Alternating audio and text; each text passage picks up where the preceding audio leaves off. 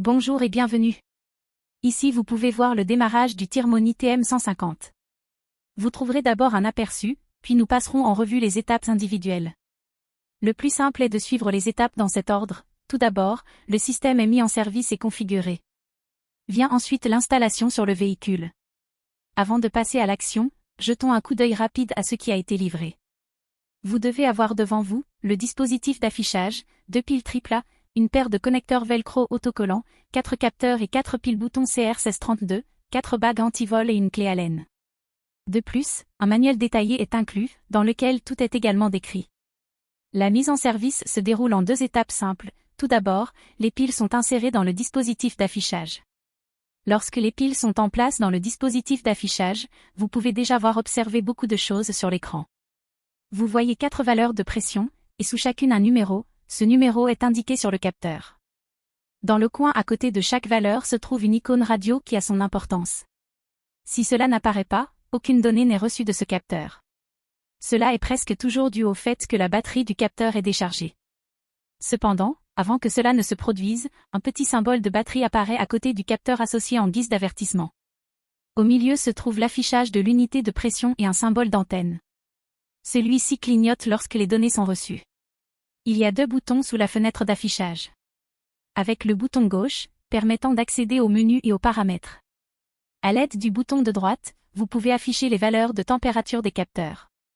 L'unité de mesure correspondante apparaît alors au centre. Vient ensuite la deuxième étape de l'installation, insérer les piles dans les capteurs les unes après les autres. Désormais, chaque capteur communique avec le dispositif d'affichage l'un après l'autre et celui-ci émet un bip sonore chaque fois qu'un capteur est détecté. En même temps, le symbole radio apparaît dans le coin à côté de la valeur affichée. Bien sûr, la valeur est toujours à 0 car les capteurs ne détectent aucune pression. Lorsque les 4 capteurs sont connectés, vous pouvez régler l'appareil en fonction de vos besoins. Pour ce faire, appuyez sur le bouton gauche pendant 5 secondes et l'appareil bascule au menu des paramètres. L'unité de pression est d'abord réglée. La valeur par défaut est kPa et une courte pression sur le bouton droit vous permet de passer à l'unité suivante. Vous pouvez choisir entre kPa, PSI, BAR et kg par centimètre carré. Si cela convient, une courte pression sur le bouton gauche vous fera basculer au réglage suivant pour l'unité de température. Utilisez le bouton droit pour choisir entre Celsius et Fahrenheit.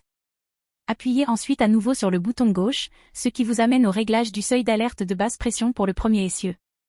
La valeur par défaut est de 1,79 bar, vous pouvez modifier cette valeur à l'aide du bouton droit jusqu'à ce que cela vous convienne.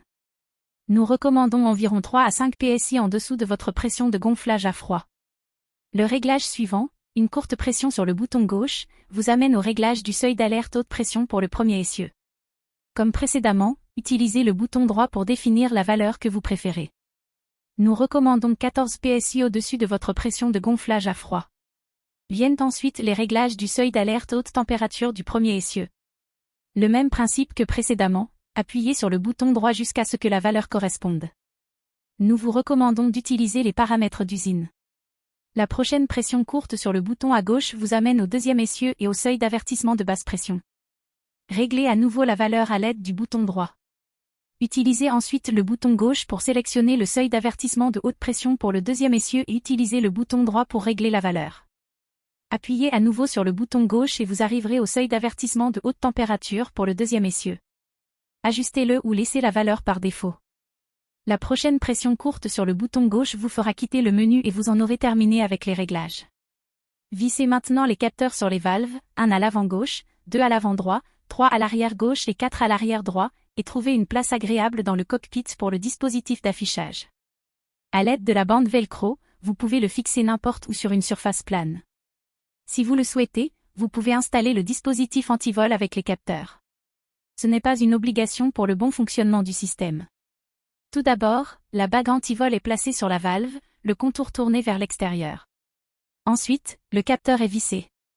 La bague anti-vol est pressée sur le capteur par le bas et tournée jusqu'à ce que le contour s'enclenche sur le capteur, puis la vis Allen est serrée. Veuillez ne pas visser trop fort, sinon vous risquez d'endommager la valve.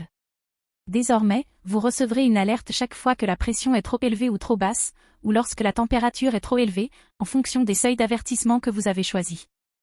Les capteurs passent en mode veille si le véhicule est à l'arrêt pendant plus de 20 minutes. il se réactive à nouveau lorsque vous roulez quelques mètres. L'écran passe également en mode veille après environ 20 minutes d'inactivité pour économiser la batterie. Enfin, une fonction que vous n'utiliserez probablement que très rarement, pour appairer un nouveau capteur, en cas de panne ou de perte, appuyez longuement sur le bouton gauche.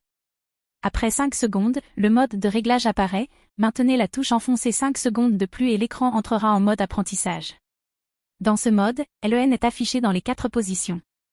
Si vous insérez maintenant la batterie dans un capteur, il sera apparié à sa position, respectivement au numéro de capteur, et le capteur précédemment connecté sera remplacé. Amusez-vous et voyagez toujours en toute sécurité avec votre nouveau Thermonic.